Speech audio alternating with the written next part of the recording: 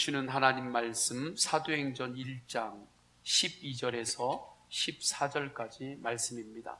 제자들이 감람원이라 하는 산으로부터 예루살렘에 돌아오니 이 산은 예루살렘에서 가까워 안식일에 가기 알맞은 길이라.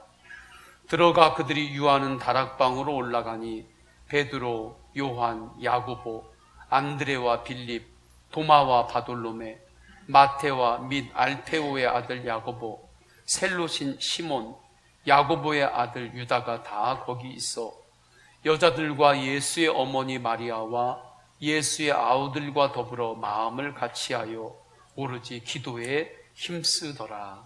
아멘. 요즘 성도님들의 힘을 어디에 많이 사용하고 계십니까?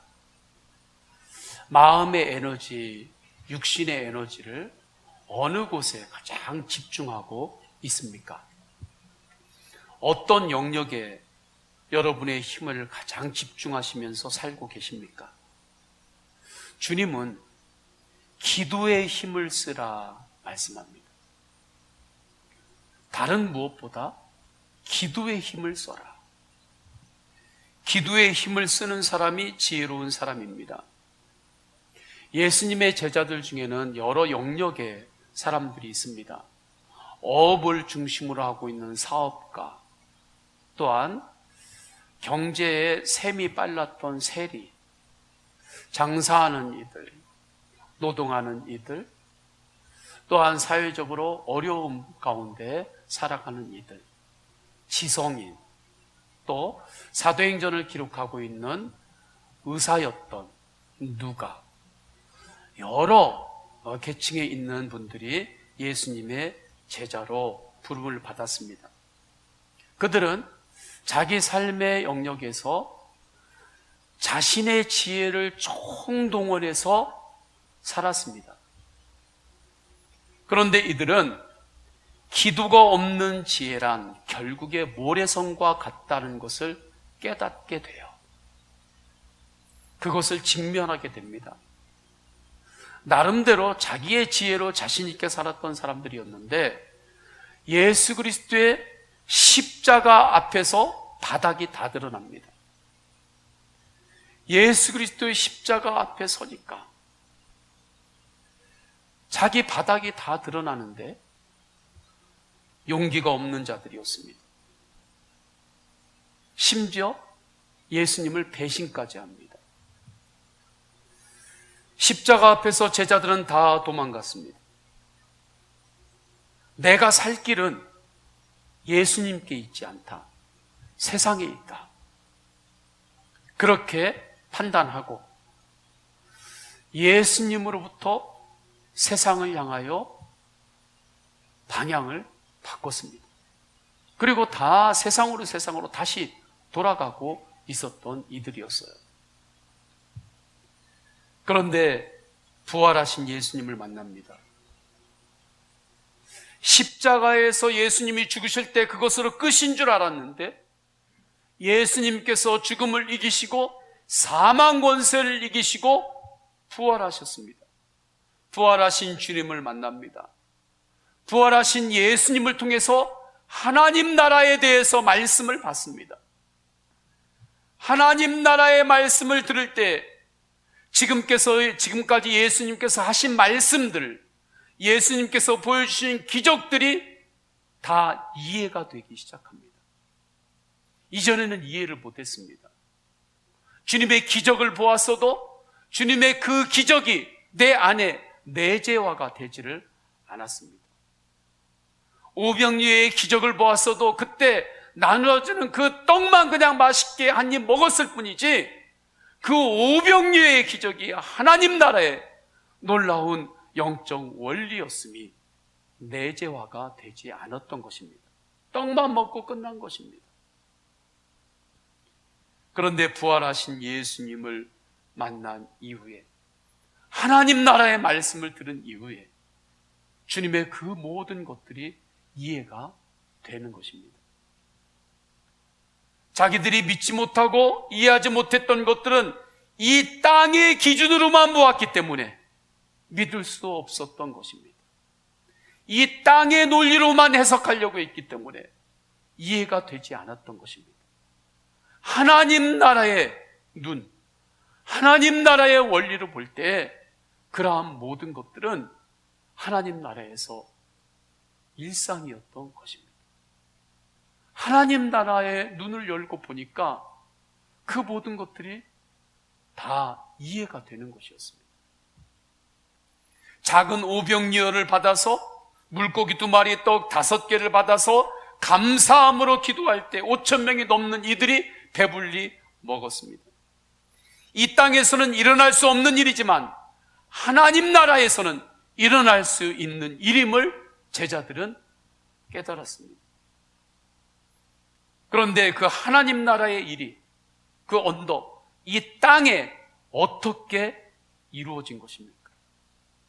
어떻게 하나님 나라의 일이 이 땅에 실제가 된 것입니까? 기도를 통해서 하나님 나라가 이 땅에 실제가 된 것입니다. 예수님께서 그렇기 때문에 뜻이 하늘에서 이루어진 것 같이 땅에서도 이루어지도록 기도하라고 그렇게 말씀하신 것입니다. 기도는 하나님 나라가 이 땅에 이루어지고 실제가 되는데 연결되는 영적인 와이파이와 같습니다. 영적 안테나와 같습니다. 제자들은 부활하신 예수님의 하나님 나라의 말씀을 보면서 하나님 나라가 실제로 있구나, 그것을 확증했고, 그 하나님 나라가 지금 이 땅에 내 인생 가운데 실제가 되도록 하는 것은 기도를 통해서 하나님 나라가 그곳에 이루어진다고 하는 것을 깨달은 것입니다. 십자가는 하나님 나라의 사랑이 이 땅에 이루어진 것입니다. 하나님 나라의 사랑이 이 땅에 실제가 된 것이 십자가인데, 그 십자가가 이 땅에 그 능력이 나타나기까지 예수님은 겟세마네 동산에서 땀방울이 핏방울처럼 툭툭툭툭 떨어지도록 간절하게 기도하셨습니다. 제자들은 왜 예수님께서 그때 그렇게 기도에 힘을 썼는지 이해가 되었습니다. 그래서 제자들은 부활하신 예수님의 승천 이후에 예루살렘 다락방에 모여서 기도에 힘을 씁니다. 아직도 제자들이 우리의 생명, 사는 길, 영생은 세상에 있다, 우리가 먹고 사는 길은 세상에 있다 라고만 생각했다면 예루살렘에서 제자들은 다 지금 도망가야 됩니다. 예루살렘에서는 예수님이 죽었습니다. 예수님이 죽은 곳이 예루살렘이고, 아직도 그 바리새인들의 힘과 로마의 그 권력이 예루살렘을 지배하고 있었습니다. 예루살렘에서 빨리 도망가야 되죠. 내가 살 길을 찾으려면, 내 살 길이 세상에 있다고 한다면, 내 살 길이 하나님께 없고 세상에 대해 살 길이 있다면, 세상에 대해 비전이 있다면 빨리 예루살렘을 깨끗이 정리하고, 그냥 하나님 깨끗이 정리하고, 신앙생활 깨끗이 정리하고 세상으로 그냥 가야죠. 그런데 제자들은 예루살렘에 머뭅니다. 예루살렘 다락방에 오히려 모입니다. 그리고 역으로 그들은 그곳에서 기도에 힘을 씁니다. 기도에 힘을 써요. 왜 그러나요? 하나님 나라가 분명히 있음을 말씀으로 알았고, 그 하나님 나라가 이 땅에 실제가 되는 것은 기도의 안테나를 통해서, 기도의 와이파이를 통해서 연결된다는 것을 깨달았기 때문입니다. 이 영안이 열린 것입니다. 아무리 방송국에서 좋은 화면을 막 송출을 해도 내 TV에 연결되고 있는 와이파이가 고장나 있으면, 그 선이 끊어져 있으면 내 TV에서는 그 방송국에서 송출하는 그 방송이 실제가 되지 않습니다. 그냥 깜깜한 거죠. 하나님 나라와 이 땅 우리의 인생과의 그 연결되는 그 고리가 바로 기도입니다. 이것을 깨달았던 제자들은 13절, 14절에 보면 다락방에 모여서 간절히 기도에 힘을 쓰는데 내용이 이렇죠. 들어가 그들이 유하는 다락방으로 올라가니 베드로, 요한, 야고보, 안드레와 빌립, 도마와 바돌로메, 마테와 및 알페오의 아들 야고보, 셀롯인 시몬, 야고보의 아들 유다가 다 거기 있어. 우리 14절은 다 함께 읽도록 하겠습니다. 시작. 여자들과 예수의 어머니 마리아와 예수의 아우들과 더불어 마음을 같이하여 오로지 기도에 힘쓰더라. 아멘. 제자들이 다 다락방에서 기도에 힘쓰는데 제가 14절을 왜 같이 읽자고 권면을 했냐면 14절에서 함께 모여 기도하고 있는 사람들 중에 예수님의 육신의 어머니 마리아뿐만 아니라 예수님의 동생들, 아우들, 형제들까지 그곳에 모여서 힘을 다하여 기도하고 있었기 때문입니다. 이것은 놀라운 일입니다. 육신의 예수님 어머니는 마리아죠. 마리아 가정의 큰아들이 예수님이십니다.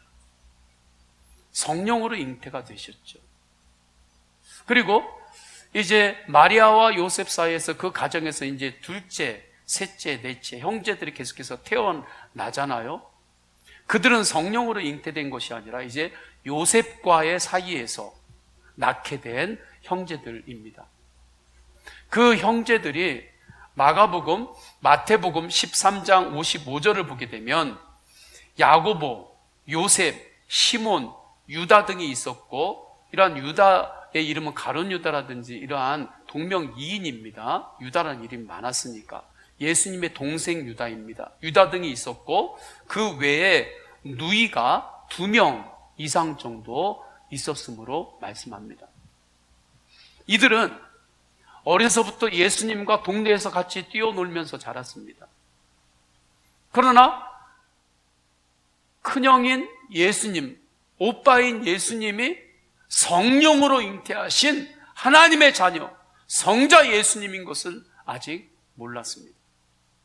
그래서 그들은 예수님이 성장하면서 주님의 공생애로 이제 부름을 받았을 때에 예수님께서 제자들을 모아서 가르치고 하나님 나라를 선포할 때에 예수님을 미쳤다고 그렇게 말하면서 예수님을 붙들러 찾아왔습니다.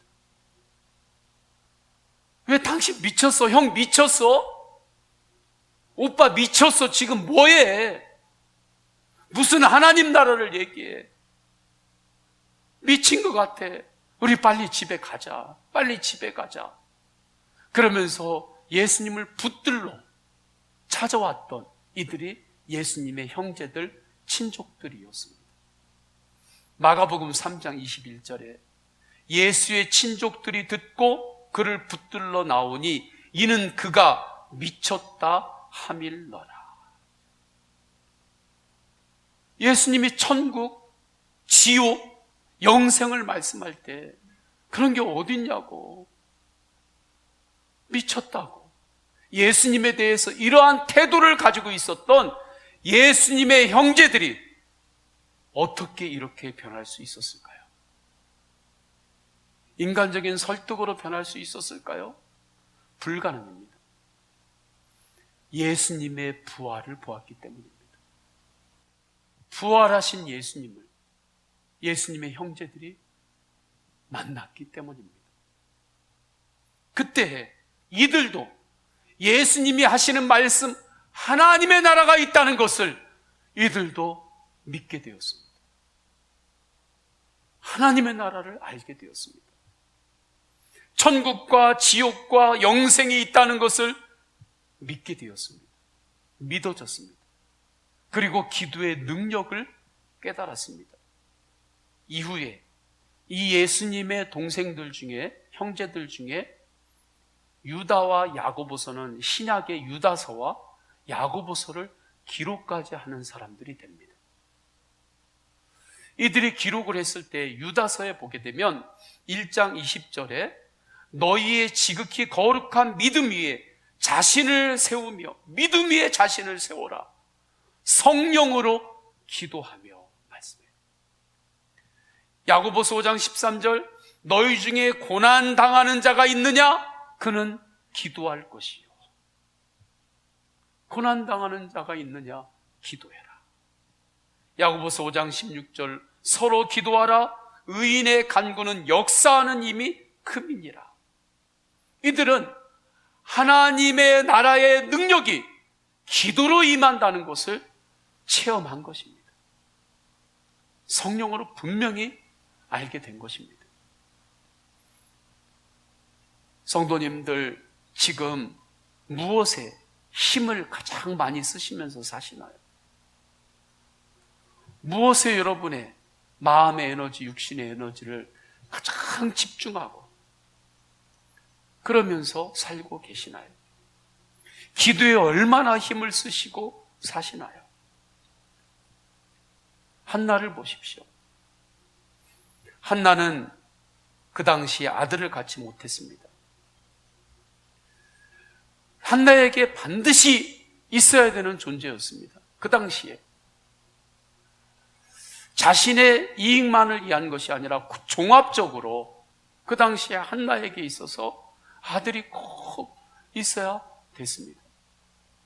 나에게 반드시 있어야 되는 그러한 것들이 있지 않습니까? 살다 보면 나에게 이것이 꼭 필요한데, 나한테 다른 건 몰라도 이것만큼은 나한테 꼭 있어야 되는데, 그래야 내가 사는데, 내 개인만 이익 보자는 것이 아니라 그래도 종합적으로 공동으로 이게 꼭 있어야 내가 서로에게 다 유익을 줄 수 있고 내가 사람 노릇하고 그러면서 살 수 있는데, 그런 것이 있지 않나요? 그런데 그것이 없는 거예요. 그것이 원인이 되어서 나날이 근심하고 한나는 쇠약해져 갔습니다. 그때 그녀는 하나님의 도우심을 찾았습니다. 다른 데 두리번거리지 않고 하나님 앞에 바짝 엎드립니다. 하나님께 나와서 하나님을 찾고 하나님 앞에 기도했습니다. 하나님 앞에서 자신의 영혼을 완전히 쏟아냈습니다. 한두 번 해보는 기도가 아니라 지속적으로 간절히 기도했습니다. 제사장 엘리의 눈에 비칠 때는 꼭 술 취한 여자처럼 그렇게 보일 정도로 주님 앞에 기도했습니다. 이것은 거의 기도라기보다는 애원했다는 거예요. 하나님께 거의 애원하듯이 하나님 앞에 기도했다는 것입니다. 기도의 품격, 그 차원을 넘어서서 하나님 아버지께 애원하듯이 그렇게 한나가 구체적으로 기도했습니다. 하나님은 한나에게 사무엘로 응답하셨습니다. 기도로 태어난 사무엘도 역시 기도의 사람으로 성장했습니다. 사무엘의 인생을 사무엘상 7장 9절에서는 이렇게 한마디로 설명합니다. 사무엘이 이스라엘을 위하여 여호와께 부르짖음에 여호와께서 응답하셨더라. 아멘. 이것이 사무엘 인생이 하나로 축약된 말씀입니다. 설명입니다. 사무엘이 하나님께 간절히 부르짖었더니 하나님께서 응답하셨더라. 이것이 사무엘의 인생이에요. 저는 우리들에게 이 은혜가 이미 임했는데 이 은혜를 의지하며 우리가 살기를 원합니다. 블레셋과의 전투에서 사무엘은 기도로 승리했습니다. 우리가 세상에 나가서 세상과 겨루어야 될 때가 얼마나 많이 있습니까? 그때 겨루어야 되는 그때 기도로 승리하시기를 축원합니다. 영적 전쟁이 있습니다. 마귀와 겨루어야 될 때가 있습니다. 사탄과 싸워야 될 때가 있습니다. 더 이상 물러설 때가 없을 때가 있습니다. 그때 기도로 승리하시기를 축원합니다. 기도에 대한 사무엘의 태도가 있죠. 사무엘상 15장 11절 사무엘이 온 밤을 여호와께 부르짖으니라. 사무엘상 12장 23절. 나는 너희를 위하여 기도하기를 쉬는 죄를 여호와 앞에 결단코 범하지 아니하고. 사무엘은 온 밤을 기도로 채웁니다. 밤을 기도로 채워요. 이 밤을 어떻게 보내지? 기도로 보냈던 거예요. 기도하기를 쉬는 것을 사무엘은 죄로 여겼습니다. 그렇게 받아들였습니다. 스스로는. 내가 중보기도 하지 않고 기도하지 않는 것, 이것을 죄라고까지 사무엘은 그렇게 생각했고, 그러한 기도의 태도를 가지고 살았습니다. 이럴 정도로 사무엘은 기도에 힘을 쓰며 살았죠. 내가 다 할 수 없습니다. 내 손이 너무 짧습니다. 자식도 품 안의 자식이지. 얘가 품 안을 벗어나서 걷기만 시작해도 그때 부모의 손이 짧습니다. 다 해줘서도 안 되고 다 해줄 수도 없습니다. 일도 마찬가지입니다. 내가 다 할 수 있을 것 같지만 내가 다 할 수 없다는 것을 깨닫게 됩니다. 이때 지혜로운 사람은 기도에 힘을 씁니다. 기도에 힘을 써요. 기도할 때 주님이 일하십니다. 야곱을 보십시오. 야곱에게 있어서 애굽의 에서의 맹렬한 징후와 공격은 굉장히 큰 위기였습니다. 에서의 그 징후, 그 공격은 야곱에게 있어서는 골리앗과 같았고, 야곱의 힘으로는 넘어설 수 없는 장벽과도 같았습니다. 그 리스크가 너무나 컸기 때문에 야곱은 야복강을 편하게 넘을 수가 없었습니다.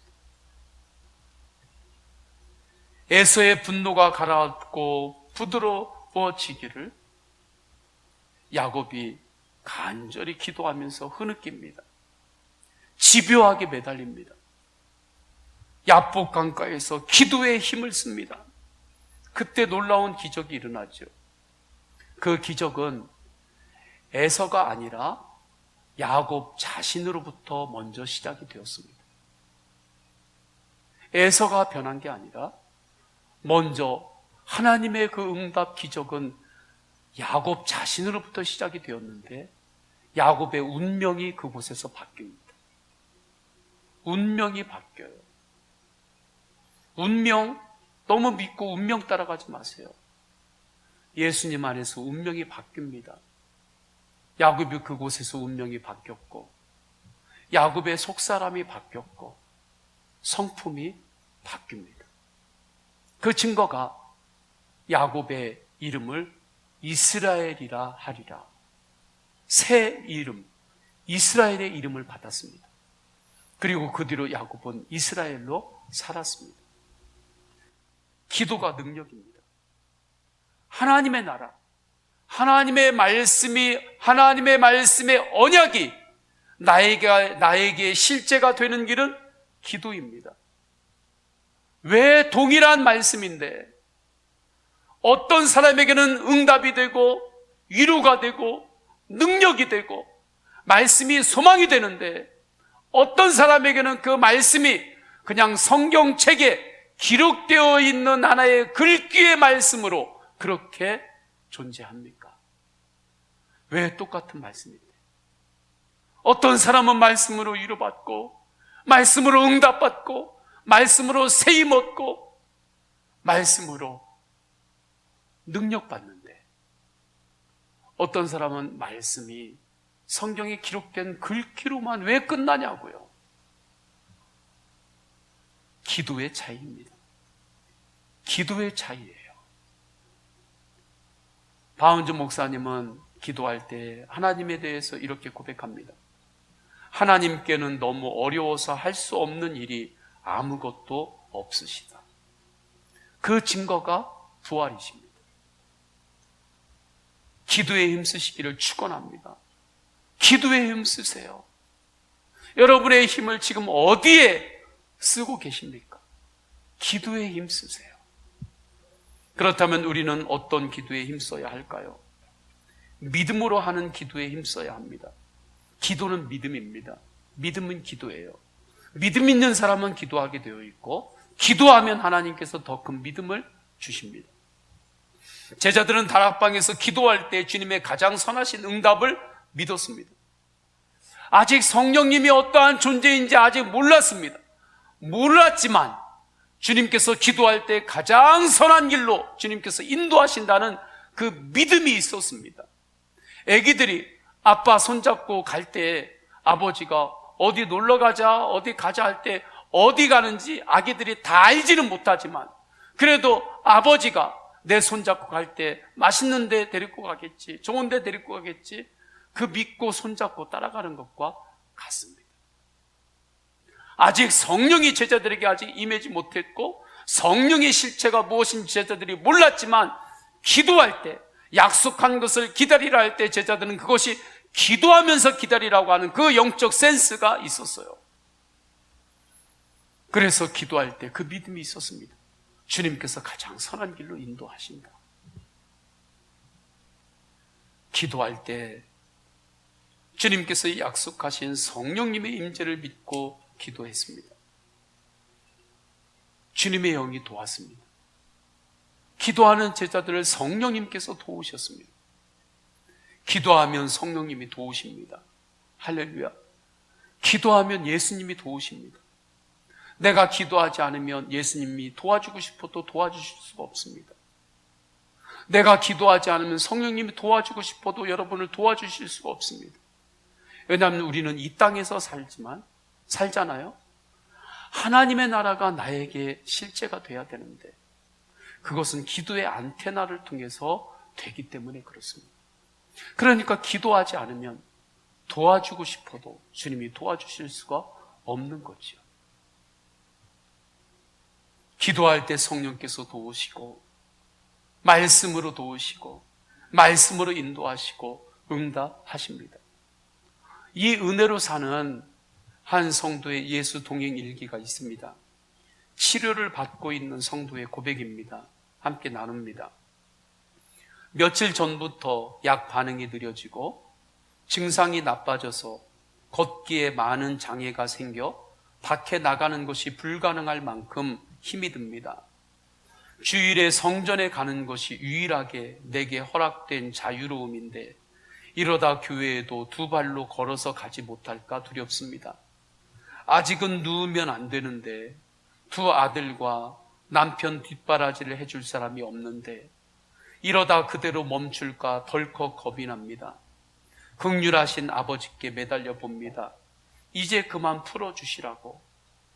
주님을 바라보라 하시는 뜻으로 받지만 기도가 되지 않아 찬송을 부릅니다.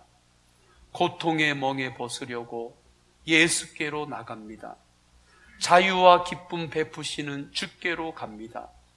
병든 내 몸이 튼튼하고 빈궁한 삶이 부해지며 죄악을 벗어버리려고 주께로 갑니다. 우리 주님, 치유의 손길로 안수해 주소서. 간절히 원하옵니다. 반드시 피할 길을 내신다 하셨으니 주님의 뜻을 깨닫게 하옵소서.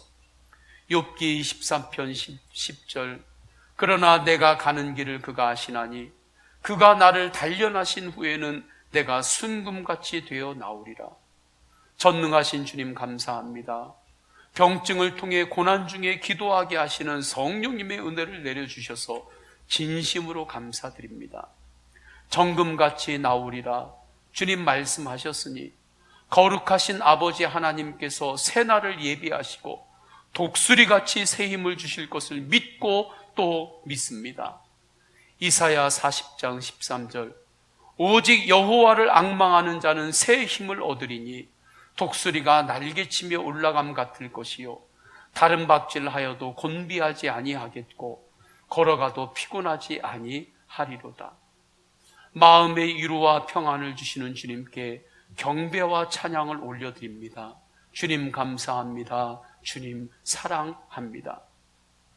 어떻게 처음에 두렵고 겁나고 힘들기만 하던 마음이 어떻게 주님을 향한 찬양과 감사가 결론이 되고 그의 마음에 감사로 채워질 수 있었을까요?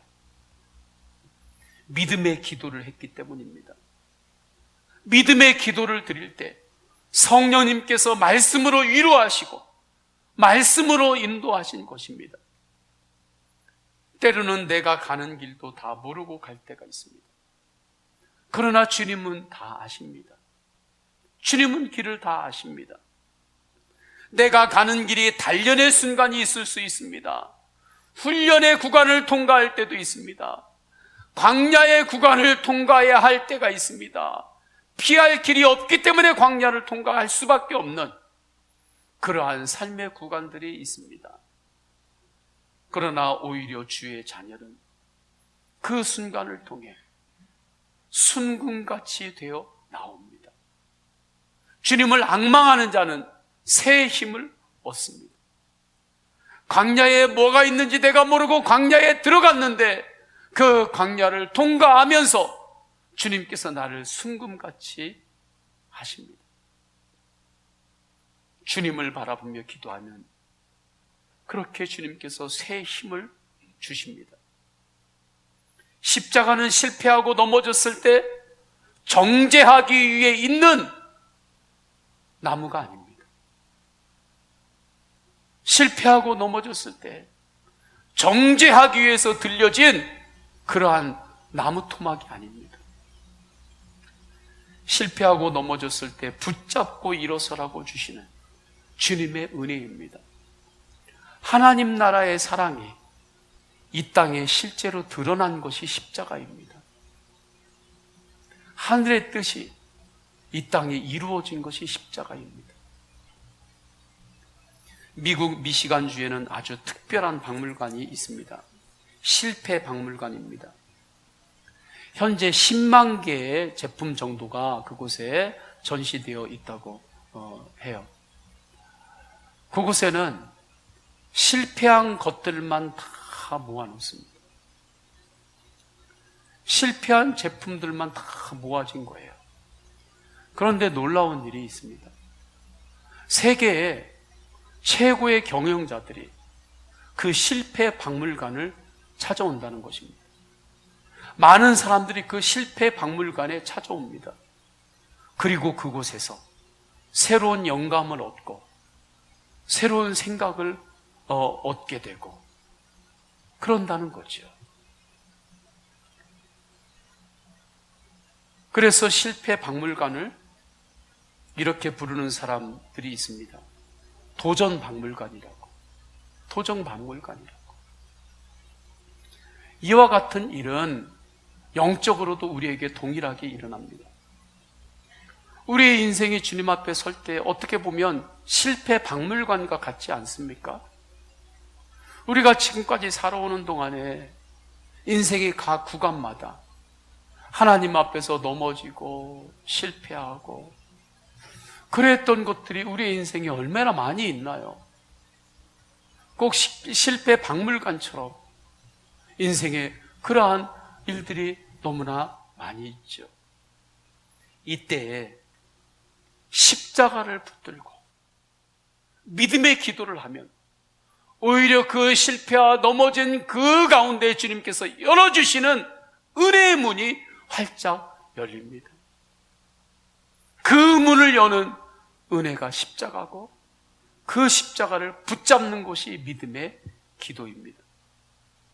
십자가를 붙들고 기도하면 주님께서 새 힘을 주십니다.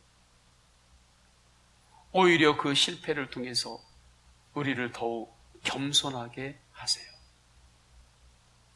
오히려 그 넘어짐을 통해서 더욱더 주님의 은혜를 구하게 하십니다. 주님, 제가 주님의 은혜가 없이는 단 하루도 살 수 없습니다. 이 고백이 진짜 중심에서 나오게 되는 것입니다. 여호와를 앙망하는 자에게 새 힘을 주셔서 독수리가 날개쳐 오르듯이 오르게 하십니다. 십자가의 은혜는 우리를 다시 일으키십니다. 새 힘을 주십니다. 하나님을 앙망하는 자에게 주시는 새 힘, 하나님 나라의 힘입니다. 흠집을 멋진 그림으로 바꾼 랜드시어라고 하는 화가에 대한 이야기를 한번 나눈 적이 있습니다. 한 시골 벽에 차가 이렇게 엎어지면서 이제 벽에 큰 얼룩이 생겼습니다. 그 얼룩이 생겼을 때 다들 이 벽이 이제 못 쓰게 됐네, 이 얼룩이 져가지고 이 벽 어떻게 하고 있었습니다. 그런데 랜드시어라고 하는 화가는 영국의 화가였는데 동물들을 집중적으로 그리는 유명한 화가였습니다. 이 화가가 이미 벽에 엎어진 그 얼룩을 살리면서 사슴을 그렸습니다. 그 그림의 제목이 궁지에 몰린 숫사슴입니다. 굉장히 유명한 역작 작품이 되었습니다. 얼룩이 명품으로 작품으로 바뀐 것입니다. 믿음의 기도는 나의 얼룩을 주님께 맡기는 것입니다. 우리가 지울 수 없는 얼룩이 우리에게 있습니다. 살다 보면 그러한 얼룩들이 우리에게 있어요. 쉽게 지워지는 얼룩도 있지만 아무리 지우려고 해도 잘 지워지지 않는 그러한 얼룩들이 있습니다. 그때 그것을 덮어놓고 사는 게 아니라 주님께 믿음의 기도를 올려드리는 것입니다. 주님께 맡기는 것입니다. 그러면 주님께서 새롭게 하십니다. 야곱도 자신의 얼룩을 주님께 맡길 때 이스라엘이 되었습니다. 오순절 다락방에 모인 제자들에게도 여러 얼룩들이 있었습니다. 베드로에게는 치명적인 얼룩이 있었습니다. 예수님의 제자인데도 사도인데도 주님의 일을 한다고 하는 사람인데 예수님을 배신했습니다. 예수님을 저주까지 했습니다. 예수님을 모른다고까지 했습니다. 아니, 사도의 삶을 살 사람이 예수님을 전하겠다고 주님의 쓰임받은 그 베드로가 예수님을 저주했던 것, 그건 씻을 수 없는 얼룩이 되는 거죠. 도막의 얼룩이 있었습니다. 세리 마태의 얼룩이 있었습니다. 그러나 그날 다락방에서 하나님 나라를 바라보며 믿음의 기도에 힘쓸 때 그들은 모두 하나님 나라의 작품이 되었습니다. 더 이상 그들의 얼룩은 얼룩으로 남지 않았습니다. 성도님들에게 얼룩이 있나요? 도우시는 예수님, 능력의 예수님을 바라보며 믿음으로 기도하세요. 얼룩만 바라보고 있지 말고 그 얼룩을 통해서 작품으로 만드시는 예수님을 바라보고 기도에 힘쓰시기를 축원합니다. 오순절날 다락방의 제자들이 이 영안이 열린 거예요. 그래서 그곳에 모여 기도에 힘쓰는 것입니다. 주님께서는 그 얼룩을 통해서 나를 새롭게 하십니다. 나를 겸손하게 하시고 정말 믿음의 사람으로 세우십니다. 하나님 나라의 방법으로 응답하시고 역사하십니다. 그래서 고린도후서 5장 17절에 그런즉 누구든지 그리스도 안에 있으면 새로운 피조물이라 이전 것은 지나갔으니 보라 새 것이 되었도다 말씀합니다. 예수님 안에 있으면, 주님 안에 있으면 새로운 피조물이라. 믿음의 기도가 능력입니다. 믿음의 힘, 기도의 힘을 쓰시기를 축원합니다. 수로보니게 여인은 자기 딸의 건강을 위해서 힘써서 기도했습니다. 바울이 광풍유라굴로 풍랑을 만났을 때 믿음으로 기도하는 데 힘썼습니다. 헤롯이 베드로를 감옥에 가두었을 때 교회는 베드로의 석방을 위해 믿음의 기도에 힘썼습니다. 주님께서 응답하셨습니다. 주님께서 도우셨습니다. 주님께서 역사하셨습니다. 그런데 많은 이들이 이 은혜를 누리지 못합니다. 왜 그럴까요?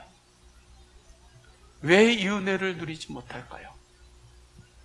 14절 후반부에 보면 오로지 기도에 힘쓰더라. 이 말씀에 집중하지 않기 때문입니다. 오로지 기도에 힘쓰더라. 우리가 살 때 오로지 기도에 힘써야 할 때가 있어요. 주님과의 관계에서 일상적인 기도로 살 때가 있습니다. 쉬지 말고 기도하라는 거죠. 그렇게 살라는 것입니다.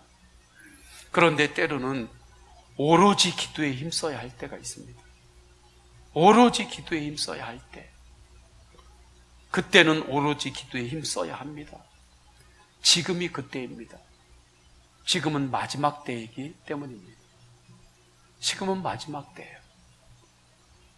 우리가 기도해야 할 제목들이 너무 많습니다. 어떤 이들은 기도 제목이 뭔가요? 그러면 내 기도 제목이 뭐지? 생각합니다. 너무 고상하게 생각하니까 그래요. 우리에게 염려가 되고 근심이 되는 그 모든 것들이 우리의 힘을 써서 기도해야 될 기도 제목입니다. 진로에 대한 염려가 있습니다. 생업에 대한 염려가 있습니다. 내가 앞으로 뭐 해 먹고 살지? 내 미래에 대한 염려가 있습니다. 가정에 대한 염려, 건강에 대한 염려, 영혼 구원에 대한 염려가 있습니다. 빨리 영혼이 구원받아야 되는데, 지옥 가면 안 되는데, 영혼 구원에 대한 염려가 있어요. 이 모든 염려들을 오직 기도로 주님께 가져가야 합니다.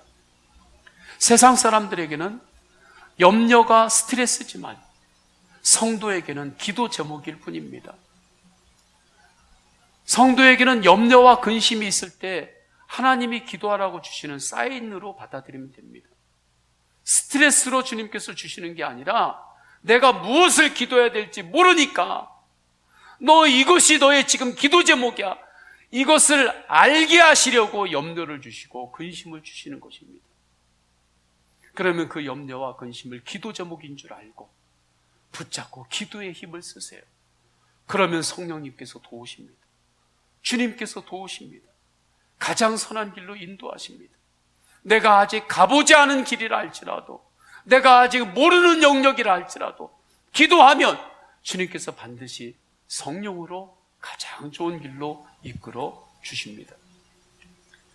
기도할 때 사명 감당을 위해 기도하십시오. 영혼 구원을 위해 기도하세요. 전도를 위해서 기도합시다. 지금은 기도에 힘써야 할 때입니다.